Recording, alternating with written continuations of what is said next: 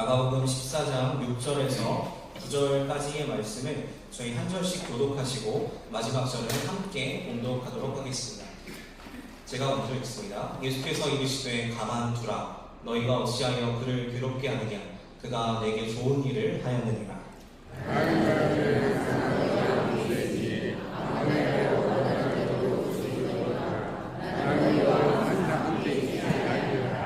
그는 힘을 다하여 내 몸에 향유를 부어 내 장례를 미리 준비하였느니라. 내가 진실로 너희에게 이르노니 온 천하에 어디서든지 복음이 전파되는 곳에는 이 여자가 행한 일로 말하여 그를 기억하리라 하시니라. 아멘. 오늘 찬양처럼 우리 십자가를 묵상하며 주님의 십자가를 사랑하며 나아갈 때에 주님께서 우리에게 주시는 빛난 면류관을 우리에게 허락해 주시는 약속을 믿고 나아가실 수 있는 저 여러분 되기를 간절히 소원합니다. 봄이 된 것 같아요. 이제 정말 따뜻해진 것 같습니다. 이 봄날의 따뜻함처럼 주님이 주시는 따뜻한 사랑이 늘 여러분과 함께 하시기를 축원합니다. 그런 의미에서 우리 앞뒤 좌우에 앉으신 분들과 이렇게 한번 인사 나누셨으면 좋겠습니다. 따뜻한 예수님의 사랑을 많이 받으세요.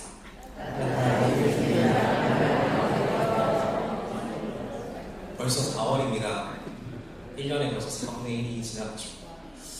저도 이제 직장인분들을 몇 분 만나 뵈면서 얘기를 듣는데 벌써 1사분기 마감을 시작하신다라는 얘기들을 많이 하십니다. 바쁘신 분들이 많으시더라고요. 여러분 하나님께서 잘 지혜주시고 또 하시는 일들 잘 마무리하시고 또 다음 분기도 잘 준비해 주실 수 있으면 좋겠습니다. 오늘 저희가 같이 나누실 말씀은 예배에 대한 이야기입니다. 향유옥합을 부은 여인의 얘기와 예배의 이야기가 연관되는 부분들을 오늘 한번 같이 나누셨으면 좋겠습니다. 여러분 예배하실 때 주로 어떤 부분을 집중해서 보시나요? 네, 저도 지금 이 질문을 드리기가 너무 떨리는데 예배하실 때 어떤 부분들을 중요하게 보십니까?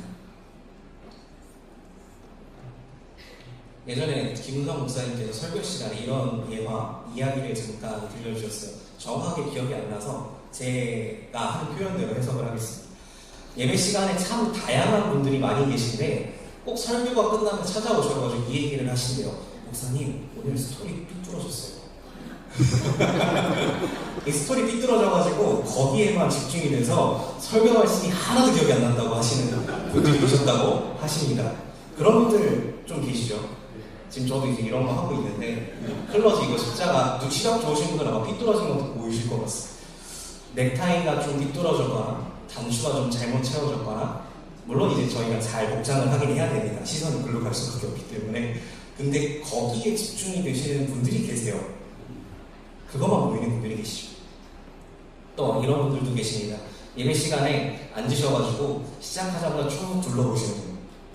저희 영락교회 본당을 아시는 분들은 더 잘 아시겠지만 저희는 대각 이렇게 서로 다 마주보게 생겨 있습니다. 그래서 맞은편에 누가 오셨나, 내가 아는 분 계시나, 오셨으면 눈 인사 한번 하고 이렇게 또 쳐다봐 주시고 속으로 생각을 하는 거죠. 저 권사님 파마를 하셨네. 파마 참 잘 됐다. 어디서 하셨지? 이렇게 계속 생각이 이어져 가는 거죠. 예배에 집중이 안 되고 그런 것만 이렇게 관찰하시는 분들이 사실 좀 계십니다. 또 이런 분들도 계실 것 같아요. 오늘은 성가대 찬양이 뭔가 화음이 좀 안 맞는 것 같아요. 의외로 많으시죠? 그런 거 좀 보시고 오늘은 저 찬양 인도자가 좀 많이 오버하네. 이렇게 생각하시는 분들도 아마 계실 것 같습니다. 그러면서 드는 생각이 예배에 오늘 참 집중이 안 됐어. 오늘은 예배를 참 제대로 못 드린 것 같아. 이러시는 분들을 좀 배웠던 것 같습니다. 저도 사실 그렇습니다. 예배 드리면 이제 목회자인지나 다른 거를 신경 쓸 수밖에 없지만 다른 게 더 많이 보이는 날도 사실 많은 것을 되돌아보게 됩니다. 예배 자리에서 저희는 예수님만 바라보고 예수님께만 시선을 돌려야 하는데 다른 것을 바라보고 있지는 않은지 되돌아보게 됩니다. 이렇게 하는 게 더 낫지 않나? 이렇게 하는 게 더 옳지 않나 하는 그런 평가하는 자세가 있지는 않았는지 되돌아보게 됩니다. 그런 의미에서 오늘 향유를 부은 이 여인의 이야기는 저희에게 많은 깨달음을 줍니다. 이 향유를 부은 여인의 사건은 여러분 아마 많이 들어보셨을 것 같은데요. 네 복음서, 4복음서에 다 등장하는 이야기입니다. 등장하는 시기나 이 자세한 내용이 다 조금씩은 다르기 때문에 저희가 잘 기억을 못 하실 수도 있고 좀 혼동돼서 섞여 있으실 수도 있는데 공통적인 부분들이 몇 가지 있어요. 일단 여기 앉아있는 사람들이 그 향유를 가난한 사람에게 팔아서 향유를 팔아서 가난한 이들을 돕는 게 더 좋지 않겠느냐라는 이야기를 한다는 겁니다. 그런데 예수님은 가만두라고 하신다는 이야기가 공통적으로 등장을 하죠. 그러면서 예수님께서 말씀하십니다. 가난한 자들은 너희와 항상 함께 있지만 나는 그렇지 않다라고 얘기를 하시죠. 오늘 마가복음의 본문에는 특별히 내 장례를 미리 준비하였다라고까지 말씀을 하십니다. 마태복음, 마가복음 두 군데서 이렇게 이야기를 하고 계시죠. 이 여인이 누군지는 저희가 정확하게 알 수는 없습니다. 흔히 이 여인이 막달라 마리아가 아니냐라고 오해하시는 분들이 계세요. 오해입니다. 왜 그러냐면 누가복음의 향유를 부은 여인은 죄 지은 여인이라고 나와요. 그리고 요한복음의 향유를 부은 여인은요 마르다의 동생 마리아입니다. 이 두 가지가 섞여서 죄 지은 여인, 마리아만 생각이 나는 거죠. 이 두 개가 붙어서 이거 막달라 마리아가 향유를 부은 게 아닌가라는 오해를 하시는 분들이 생각보다 많으시더라고요. 저도 어릴 때는 그렇게 오해를 했고 왜 그런가 생각해봤더니 예전에 나온 예수님 영화 중에 그렇게 오해할 만한 모습으로 나온 영화가 있었어요. 그래서 아마 많은 분들이 그렇게 오해를 하지 않았는가 생각을 합니다. 이 여인이 누군지는 성경에 정확하게 확신을 할 수가 없어요. 요한복음을 제외하고는 이름이 등장하지 않았어요. 사실 이 여인이 누구였는지가 중요하지 않은 거죠. 이 향유를 부은 여인이 등장하는 사건에서 저희가 집중적으로 공통적으로 이해하고 확인할 수 있는 것은 그 자리에 이 여인의 행동을 비난하는 사람들이 있었다는 것과 그리고 이 여인의 행동을 기꺼이 받으시는 예수님이 계셨다라는 이 두 가지가 가장 중요한 사실이라고 저희가 생각할 수가 있을 것입니다. 그러면 이 향유를 붓는다는 의미가 도대체 무엇이기에 왜 이렇게 중요하게 네 가지 복음서에 다 등장을 했을까 생각을 해보게 됩니다. 여러분 중동 지역은 상당히 건조한 지역인 걸 아마 알고 계실 것 같습니다. 물이 엄청 부족한 지역이에요. 그래서 사람들이 잘 씻지 못하고 몸에서 냄새가 날 수밖에 없어요. 그래서 몸에 향유를 바르는 풍습이 있습니다. 향이 나는 기름을 바르는 거죠. 저희가 생각하는 화장품처럼 그렇게 향유를 꾸준히 바르고 다니는 그런 풍습이 있었습니다. 그래서 손님이 집에 방문하시거나 중요한 분을 만났을 때는 좀 고급 향유를 머리에 붓거나 발라드리거나 하는 게 그 중요한 풍습 중에 하나였어요. 그리고 또 성경을 보시면 제사장이나 왕이 선출되거나 임명될 때 기름 부음 받은 자라고 구약성경에 나오시는 것을 기억하실 수 있을 것 같습니다. 임명되는 임명식에서 이 향유가 또 귀하게 사용되었어요. 그리고 장례 때에도 사용됩니다. 건조한 지역인데 시신을 그 굴에 넣고 그냥 문을 닫아요. 냄새가 날 수밖에 없는 그런 상황이라서 이 장례 때 향유를 발라서 굴에 넣는 그런 풍습도 존재를 했습니다. 그런 의미에서 오늘 예수님께서 말씀하신 표현이 맞아요. 나의 장례를 미리 준비하였다. 이 여인의 행동에 대해서 그렇게 말씀하고 계시는 거죠. 죽음을 앞에 두신 예수님의 그 긴박한 상황을 마가복음의 이 향유를 부은 여인의 사건을 통해서 저희가 볼 수 있는데 특별히 이 앞뒤, 이 향유를 부은 여인의 앞뒤의 내용을 보시면 이 예수님의 긴박한 상황을 더 많이 느낄 수가 있어요. 이 향유를 부은 여인의 행동 바로 앞에는 대제사장과 서기관들이 예수님을 죽일 계획을 세웁니다. 마가복음 14장 1절에서 2절입니다. 이틀이 지나면 유월절과 무교절이라 대제사장들과 서기관들이 예수를 흉계로 잡아 죽일 방도를 구하며 이르되 밀란이 날까 하노니 명절에는 하지 말자 하더라. 죽일 계획을 이미 세운 겁니다. 근데 명절이니까 사람들이 많이 모여있으니까 그날만은 좀 피하자 라는 이야기가 바로 앞에 등장해요. 그리고 그 다음에 등장하는 이야기는 예수님께서 십자가를 지시기 전에 최후의 만찬을 제자들과 가지는 그 장면이 등장합니다. 제자들과 마지막으로 나누는 식사의 자리에서 예수님의 마음이 얼마나 두렵고 떨렸는지 저희는 성경을 읽다 보면 충분히 생각해 볼 수가 있습니다. 그래서 후대에도 이 성경을 읽으시는 분들이 이 장면을 보고 최후의 만찬, 그림도 있죠.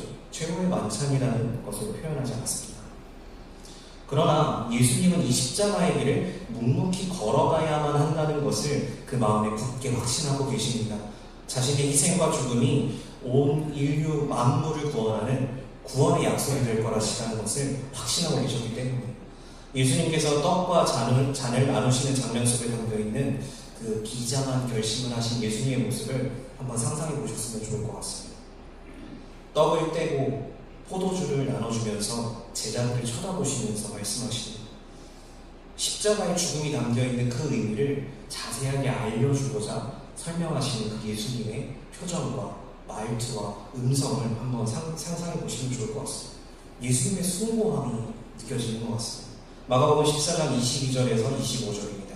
그들이 먹을 때에 예수께서 떡을 가지사 축복하시고 떼어 제자들에게 주시며 이르시되 받으라 이것은 내 몸이니라 하시고 또 잔을 가지사 감사기도 하시고 그들에게 주시니 다 이를 마시매 이르시되 이것은 많은 사람을 위하여 흘리는 나의 피 곧 언약의 피니라. 진실로 너희에게 이르노니 내가 포도나무에서 나는 것을 하나님 나라에서 새 것으로 마시는 날까지 다시 마시지 아니하리라 하시니라. 아멘. 이 본문 저희가 성찬식 때 많이 듣습니다. 읽습니다. 습관적으로 지나가지만 사실 이 속에 담겨있는 예수님의 그 깊은 마음이 느껴지는 것만 같습니다. 그럼 저희의 시선을 다시 이 향유를 붓는 여인에게로 돌려보면 좋을 것 같습니다. 이 향유를 붓는 이 여인의 마음과 행동을 보고 계신 예수님께서 이 여인을 보고 무슨 생각을 하셨을까? 어떤 생각을 품으셨을까? 이제 상상해 보셨으면 좋을 것 같습니다. 내가 곧 죽어야 할 상황이 닥쳐오고 있고 제자들에게 나눠주어야 할 내 십자가 사랑에 대한 의미를 해석하는 만찬의 시간도 코앞에 다가와 있고 이 여인의 행동은 그 가운데에서 예수님의 그런 마음에 깊은 울림을 주는 그런 행동이지 않았을까 생각해 보게 됩니다. 십자가의 고난의 길, 그 죽음의 길이 비록 이루 말할 수 없는 험난한 길이지만 이 여인의 행동은 그 예수님의 발걸음을, 예수님의 마음을 더욱 아름답고 빛나게 만든 것을 오늘 말씀을 통해서 저희가 확인할 수 있습니다. 비록 이 여인이 예수님이 정말 십자가를 지시는 분이신지 그 고난의 길을 걸어가실지는 알았는지 모르겠습니다. 몰랐을 수도 있을 것 같아요. 하지만 중요한 것은 예수님을 향한 이 여인의 마음만큼은 확실하게 드러난다는 사실입니다. 예수님만을 봐요. 예수님을 사랑하는 마음을 가지고 그 여인의 입장에서 더할 나위 없이 최선의 방법으로 예수님 앞에 그 사랑을 표현한 것입니다. 그래서 예수님은 그 여인의 마음을, 그 여인의 행동을 기뻐하며 받으신 것이죠. 십자가의 길, 그 고난의 길을, 사랑의 길을 걸어가시는 예수님 자신에게 바치는 예배를 받으신 겁니다. 예수님의 모습을, 예수님의 십자가 사랑을 더욱 아름답고 빛나게 하는 이 여인의 행동, 예수 그리스도께 영광을 돌리고 그 사랑을 찬양하고 경배하는 이 행동, 이 여인의 행동이 바로 참된 예배자의 모습이라고 할 수 있을 것입니다. 내 온 마음과 정성을 다해 드리는 예배는 누군가에게 평가받는 자리가 아닙니다. 이 여인이 다른 사람의 시선을 신경 쓰지 않고 예수님께 향유를 부어드린 것처럼 또 예배의 자리는 다른 누군가를 평가하는 자리가 아닙니다. 이 자리에서 여인의 행동을 비난하고 평가했던 사람들, 그런 사람들의 모습이 옳은 모습이 결코 아닌 것이죠. 예배의 자리에는 예배하는 예배자들의 마음과 그 마음을 온전히 받으시는 예수님만 있으셔야 합니다. 오늘 말씀을 정리합니다. 참된 예배자는 누구입니까? 오직 예수님만을 바라보고 예수님의 사랑을 기억하고 예수님의 그 십자가 사랑이 더욱 아름답게 빛나도록 찬양하고 경배하는 사람. 그래서 우리의 마음에 예수님의 사랑이 새겨지기를 원하며 나아가는 사람들. 이 사람들이 바로 참된 예배자라 할 수 있을 것입니다. 우리는 예배의 자리에서 다른 것을 바라보지 않습니까? 제가 앞에서 약간 재미있게 말씀드렸지만 저희들의 마음, 저희들의 시선을 되돌아보길 원합니다. 예배 자리에서 이 여인처럼 예수님만을 바라보아야 하는데 그런 것이 아니라 이 자리에 있던 그 다른 사람들처럼 향유옥한만을 바라보고 있는 것은 아닌지 되돌아보게 됩니다. 우리 모두 예수님만을 바라보고 예수님만을 경배하기 원합니다. 예수님께서 이 여인의 행동과 마음을 보시고 복음이 전해지는 곳에는 이 여인이 행한 일도 기억할 것이다 라고 선포하시고 말씀하십니다. 예수님만을 바라보고 예수님만을 사랑하며 나아가실 때 이 여인을 기억하라고 하신 것처럼 예수님께서도 우리 모두를 기억해 주실 줄로 믿습니다. 예수님께서 우리를 기억하신다는 것, 인생에서 최고의 축복인 줄로 믿습니다. 주님이 기뻐하시는 참된 예배자가 되실 수 있는 저희 모두가 되실 수 있기를 간절히 소원합니다. 기도하겠습니다. 사랑이 많으신 하나님, 사순절 고난주간을 앞두고 예수님의 그 십자가 사랑을 저희들 다시 한번 깊이 묵상하며 주님을 바라보길 원합니다. 다른 것을 보는 것이 아니라 오직 주님만을 바라보게 하시고 주님의 사랑과 주님의 십자가의 고난을 깊이 묵상하게 하시고 우리를 향하여 베풀어 주신 그 사랑을 우리 마음속 깊이 새기며 나아가는 참된 예배자가 될 수 있도록 저희들을 붙들어 보호하여 주시옵소서. 저희들이 기억하시고 저희들을 바라보시며 주님의 참된 축복을 누릴 수 있는 우리가 될 수 있도록 주여 저희와 함께하여 주시옵소서. 이제는 우리를 구원하신 예수 그리스도의 은혜와 하나님 아버지의 사랑과 성령님의 인도하심이 예수님의 십자가를 바라보며 주님만을 바라보며 예배하기를 원하는 참된 예배자가 되길 소원하는 이 자리에 모인 모든 주님의 자녀들 가운데 지금부터 영원까지 함께 하시기를 간절히 축원하옵나이다. 아멘.